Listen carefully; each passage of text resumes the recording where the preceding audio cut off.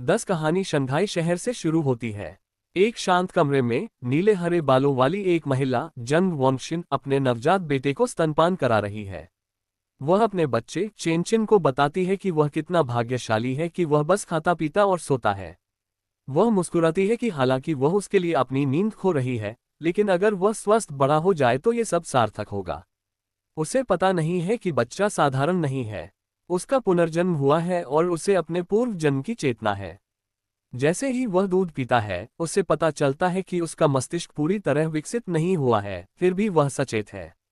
एक नीले रंग की गेंद जैसी स्थिति स्क्रीन दिखाई देती है, जो उसे लिन जिचिन के रूप में पहचानती है, जो 33 दिन का है और जिसका जैविक स्तर साधारण श्रेणी 1 है। उसे एहसास होता है कि उसके पास धोखा देने की एक विशेष क्षमता है। 3 महीने की उम्र में लिन जिचिन अपने पालने में है, जबकि उसके माता पिता जंग वानिन और लिन यान उसे देख रहे हैं। उसके पिता इस बात पर टिप्पणी करते हैं कि बच्चा शारीरिक रूप से कितना प्रतिभाशाली लगता है, ये भविष्यवाणी करते हुए कि वह एक शक्तिशाली जीन फ्यूजर या कम से कम एक साइबोर्ग बनेगा। जैसा कि वे बात करते हैं, लिन जिचिन किक मार रहा है। एक सिस्टम नोटिफिकेशन बताता है कि उसने 10,000 बार किक मारी है, जिससे उसे जैविक विशेषता का उपयोग और उन्नति प्राप्त होती है।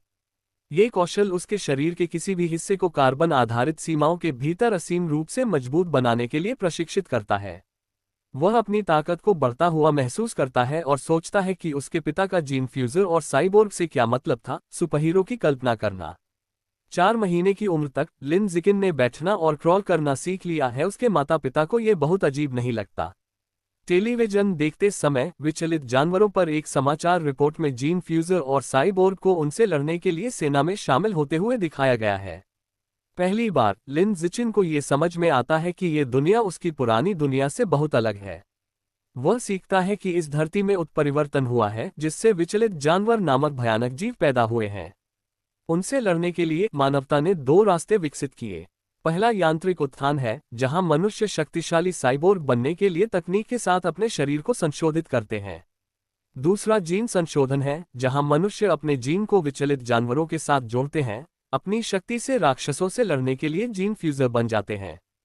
खतरों को महसूस करते हुए पुनर्जन्म लेने वाले लिन जिचिन अपने सिस्टम का उपयोग करके सुरक्षित रूप से बड़े होने, अपनी क्षमताओं को विकसित करने और इस खतरनाक दुनिया में जीवित रहने का संकल्प लेते हैं। शोंग अपने परिवार, अपने पति शेनजानी और अपनी छोटी बेटी शेन किंग हान का परिचय कराती है, जो एक गुड़िया पकड़े हुए है।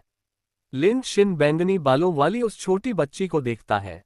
वह शेनिंग हान को इस नई दुनिया में अपना पहला दोस्त मानता है और उसे लगता है कि एक दिन उनकी नियति एक दूसरे से बंधी होगी।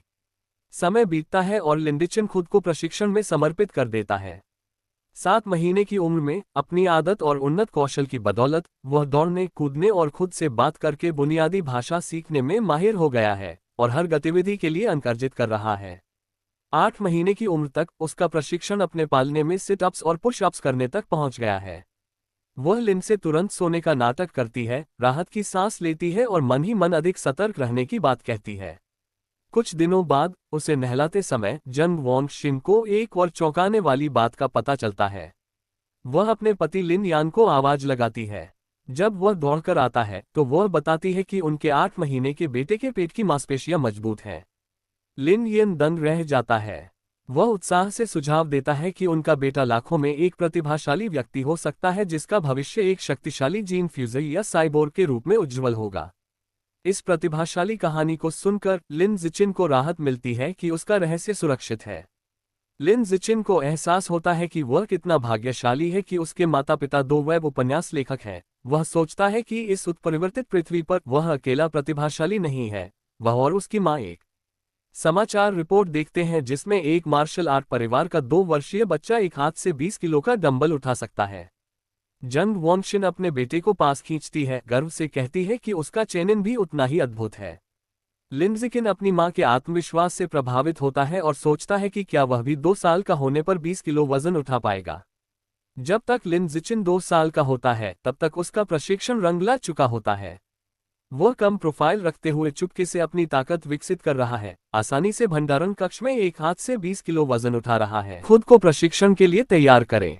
7 महीने की उम्र में अपने उपयोग और उन्नत कौशल की बदौलत उसने दौड़ने, कूदने और खुद से बात करके बुनियादी भाषा में महारत हासिल कर ली है। प्रत्येक गतिविधि के लिए स्टेट पॉइंट कमा रहा है। 8 महीने तक उसका प्रशिक्षण उसके पालने में सिट-अप और पुश-अप करने तक बढ़ गया है। वह केवल तभी अभ्यास करने के लिए सावधान है जब उसके माता-पिता आसपास नहीं होते हैं। लेकिन एक दिन उसकी मां जंग वॉन्गशिन बालकनी में जाती है और अपने 8 महीने के बेटे को सिट-अप करते हुए देखकर चौंक जाती है। वह अविश्वास में अपनी आंखें रगड़ती है। हालांकि एक वेब उपन्यास लेखक होने के नाते वह इसे तनाव से प्रेरित मतिभ्रम के रूप में खारिज कर देती है।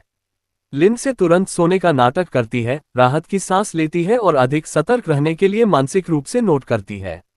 कुछ दिनों बाद उसे नहलाते समय जंग वॉन्ग जिन को एक और चौंकाने वाली खोज होती है। उत्साह से सुझाव देते हैं कि उनका बेटा एक शक्तिशाली जीन फ्यूजर या साइबॉर्ग बनकर लाखों में एक प्रतिभाशाली व्यक्ति बन सकता है जिसका भविष्य उज्जवल होगा।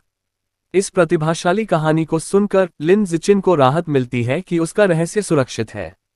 लिन ज़िचिन को एहसास होता है कि वह कितना भाग्यशाली है कि उसके माता पिता 2 वेब उपन्यास लेखक हैं। वह सोचता है कि इस उत्परिवर्तित पृथ्वी पर वह अकेला प्रतिभाशाली नहीं है। वह और उसकी मां एक मार्शल आर्ट परिवार के 2 साल के बच्चे के बारे में एक समाचार रिपोर्ट देखते हैं जो एक हाथ से 20 किलो का डंबल उठा सकता है।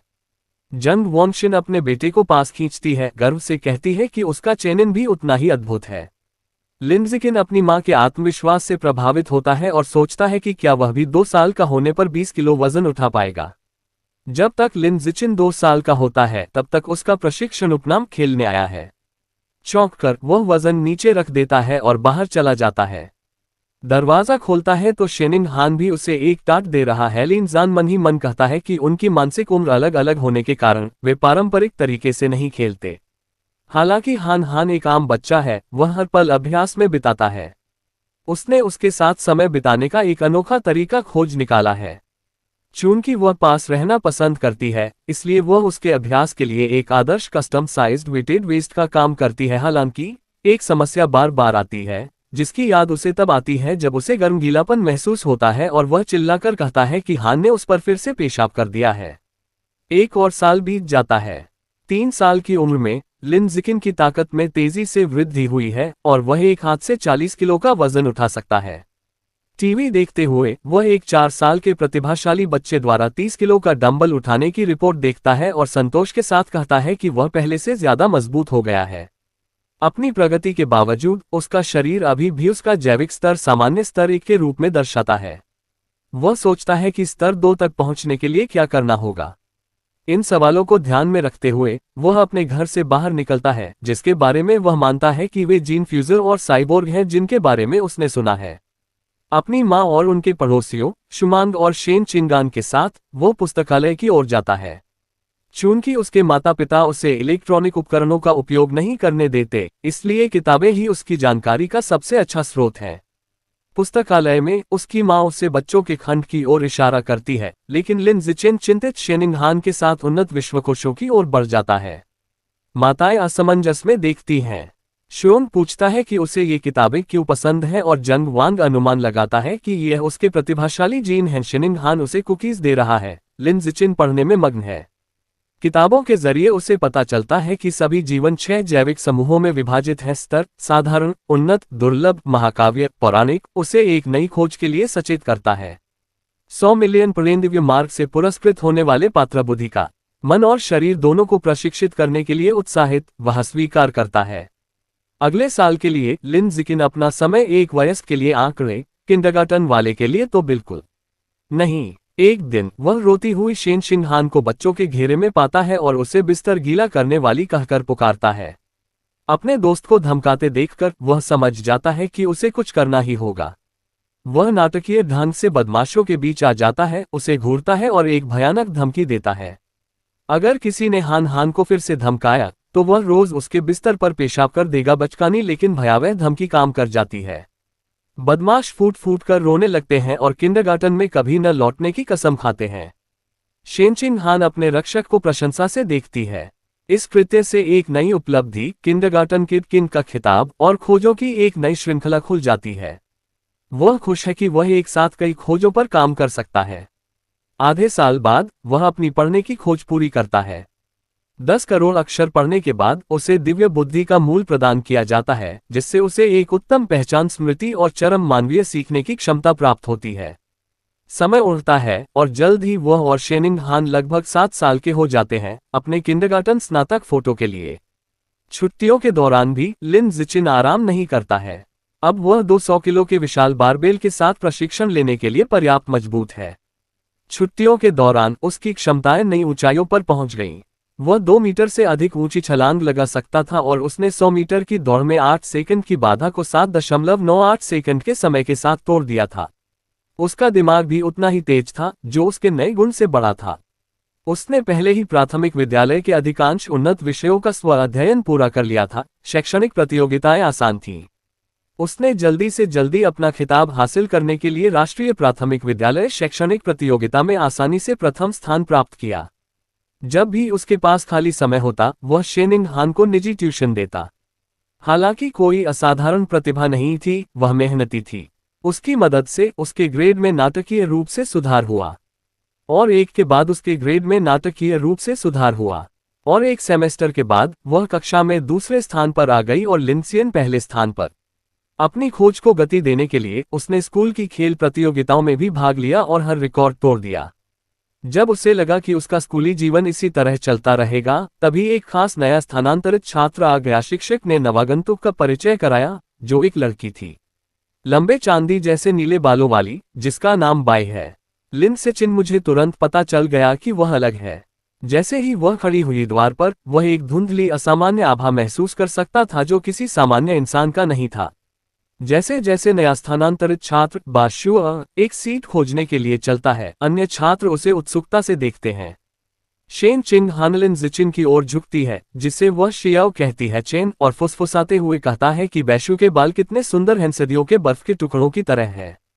हालांकि लिन ज़िचिन सौंदर्य शास्त्र पर चर्चा करने के मूड में नहीं हूं। जैसे ही बैयू बैठता है उसके पास, उसका मन अजीब गैर मानव पर है।